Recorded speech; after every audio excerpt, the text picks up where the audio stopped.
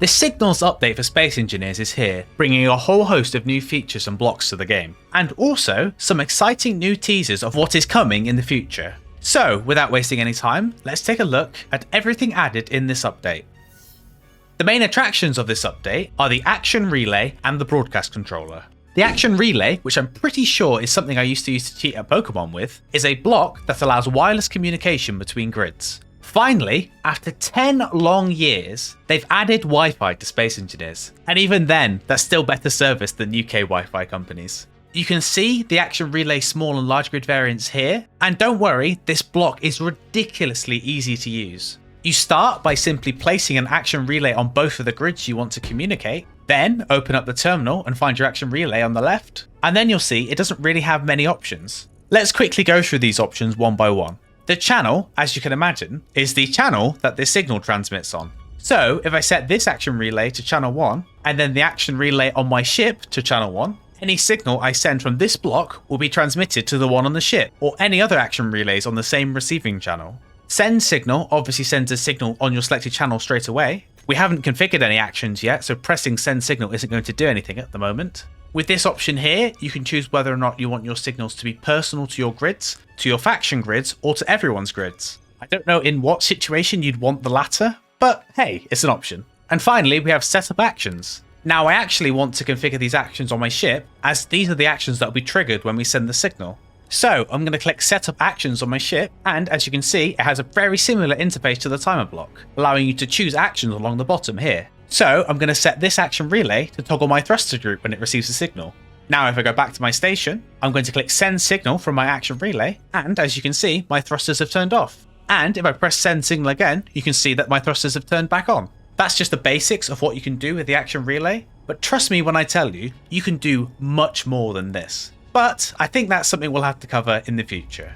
The Broadcast Controller is a new block here that allows grids to send messages in chat. For example, during the teasers for this update, the Broadcast Controller was used by a drone to indicate that it was currently following the player, to tell the player when there's enemies nearby, and to wish the player good night. Space Engineers players aren't beating the building a girlfriend allegations, are they? Like the Action Relay, the Broadcast Controller is very simple to use. Once your Broadcast Controller is placed down, you open up its terminal and you can see a list of options as shown here. The first option is Broadcast Target, which is very self-explanatory. It's the one who receives the message, either the owner, which is me, your faction, or everyone within its range. Below, you can toggle the antenna usage, which I should note, if the Broadcast Controller cannot use an antenna, either because you don't have one, or because this option is turned off, you can only see the messages from the Broadcast Controller whilst you are within a cockpit of the same grid.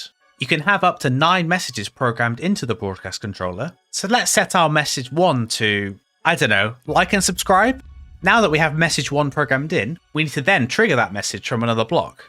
Here I'm using a button, but you can use an event controller, a turret, or any other block that triggers actions. If I press F on my button, choose my Broadcast Controller, select message 1, and now if I press the button, a very helpful message appears on the screen, which you should definitely follow the instructions of. This update also includes a couple more new blocks. They've added 2 new round armor panel variants in this update to, one could say, round out the suite of armor panels available in the game. And owners of Decorative Pack 3 will be happy to know that they've added 4 new scaffolding blocks for you to use. A variant of the antenna has been added to the base game called the Compact Antenna. It's functionally the same as the normal antenna, it just looks much better. And most importantly, it's much smaller and only has a 1x1 base, making it way easier to place on your ships. I cannot tell you how many times I've struggled to place down an antenna on my ships, especially smaller ones like Apollo. So having a more compact one like this is a very welcome addition. Just look at poor Apollo with this monstrosity sticking out of it. It's making me cry just thinking about it. Anyway, that's all the new blocks coming in the update, but before we look at the DLC blocks, let's quickly go over all the features and changes that also came alongside this update. The first new thing you'll note is, when you load up Space Engineers, after your ears are blasted by the intro music, is that you have a new Quick Start button on the main menu. Upon pressing the button, it loads you into the newly remade Big Red Ship scenario, which is a remake of the original Big Red Ship scenario, but it uses all the new blocks we've gotten since release. Additionally, when you press New Game now, the menu for choosing which map and scenario you'd like to play has changed, splitting all of the worlds and scenarios between 5 categories to make it easier to see which maps are which, and to make it easier for new players to find where they need to go to get started. They've even changed the customization options at the bottom here, which despite this right part being almost exactly the same as it was, it still looks way better than it did before. Whilst we're looking at the world options, there's also been a couple of changes to them. Firstly, lightning damage is off by default. A fun story, just after they added weather into Space Engineers, me and my friends had a multiplayer server together, and we didn't know they'd added lightning into the game. So we built our whole base out of unwelded blocks because it was really cheap. And then a lightning storm happened. Let's just say we learnt our lesson very quickly. Even now, this is one of these things I always forget about, until lightning strikes my base and breaks something really important, and I slam my desk, then cry a single tear and turn the setting off. There's also two new options in the world settings, one of them to toggle scrap drops, and the other to enable something called temporary containers. I know technically it's beneficial to collect scrap when it drops, but I'm a busy man with a very busy work schedule. I don't have time for that. All jokes aside, this is a new option to improve performance, just like the next option is. With enable temporary containers on, when you destroy a block that has storage, like a cargo container, the items are now placed within a temporary storage container which spawns in to prevent the items from going everywhere. This is primarily designed to improve performance, but it also makes it very convenient to collect the items afterwards. This temporary container still despawns like items do, and like items, temporary containers can be dropped into a collector to quickly move all of the items contained within into your storage network. To make this easier, you can also pick up these containers with the landing gear and move them around to get to your destination. Whilst we're on the topic of storage and moving things around, the greatest feature ever added to Space Engineers is here. You can now stack any non-unique items like drills, like grinders, empty and full oxygen and hydrogen tanks. Nearly everything is now stackable, and this is amazing. Inventory clutter is one of my biggest gripes with Space Engineers, and this goes a major way to improve it. The other option is murder, to prevent my friends from filling my storage with their tools every time they respawn. And we don't want that, do we, Striker? I'm in danger! There's a new option to claim NPC grids. I couldn't get the button to appear, probably because I'm stupid. But as you can see in this lovely Keen provided GIF, it appears in the top right of the terminal of a hostile grid, and you can use it to claim the grid for yourself.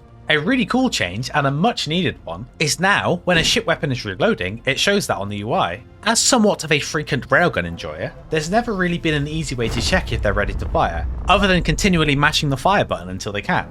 And now you can see when I fire this railgun, a little circle appears around the crosshair, and also a loading bar appears on the icon on your hotbar to show how far it's progressed through reloading.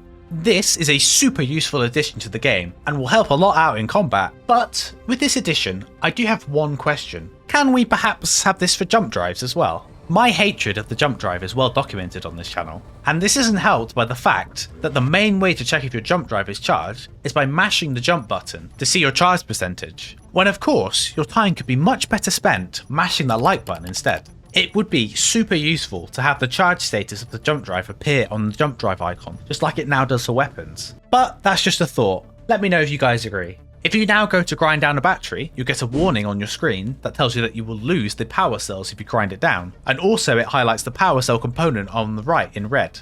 This currently only affects batteries, but they did mention in the reveal livestream that this might affect other blocks in the future as well, which is very interesting. Rover enjoyers can rejoice, as tree collisions have now been improved, or nerfed if your idea of landing in Space Engineers was hitting a tree. As you can see in this GIF here, hitting a tree no longer puts you to a dead stop or sends you into space, which is nice. These are the main changes in the Signals update, but there's a bunch of other free changes and bug fixes, so I'll link the full patch notes in the description of this video. But now, let's have a look at the new blocks added in the DLC. Every time they release a DLC for Space Engineers, I'm like, damn, this is the best DLC yet. And then they go ahead and release an even better one.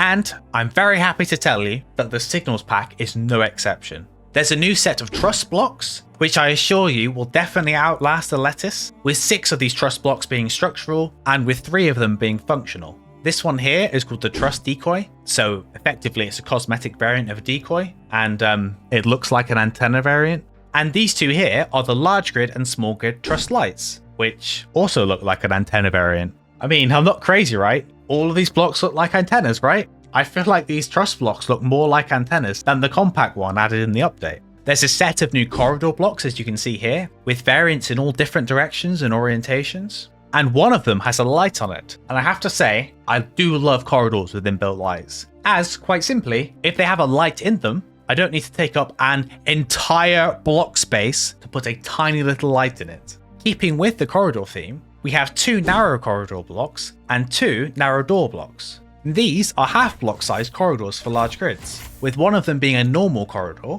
or should I say half a normal corridor, and the other one is called the narrow corridor stowage. For those unenlightened by the power of Google, stowage is a space that is available for stowing things on a boat or a plane.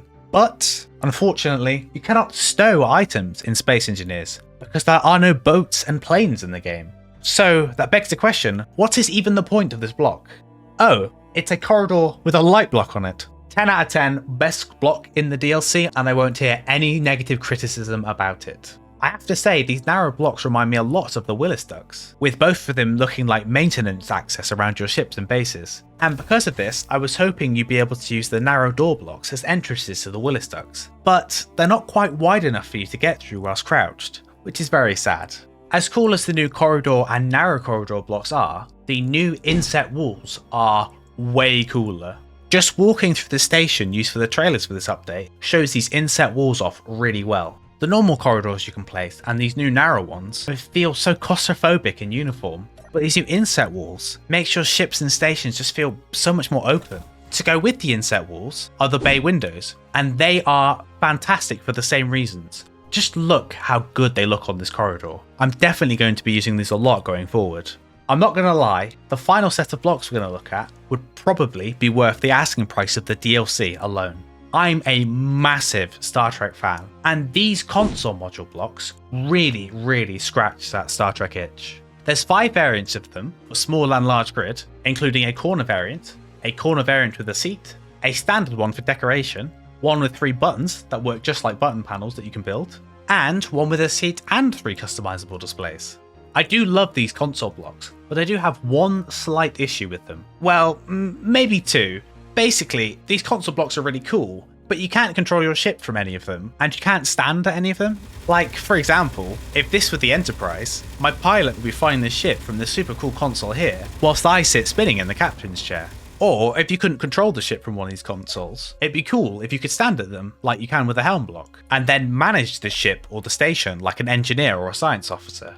Either way, regardless of these 2 things, I love these blocks, and I will definitely be using them absolutely everywhere. You have that as a guarantee. On the announcement livestream for the update, the developers spoke quite a lot about what's coming in the next update for the game, but I feel like we've run over time with this video a little, so instead I promise that I'll cover this next time. Please let me know which is your favourite block or feature from this update or DLC, and finally, after a long time, don't forget to like this video and subscribe to this channel for more Space Engineers content.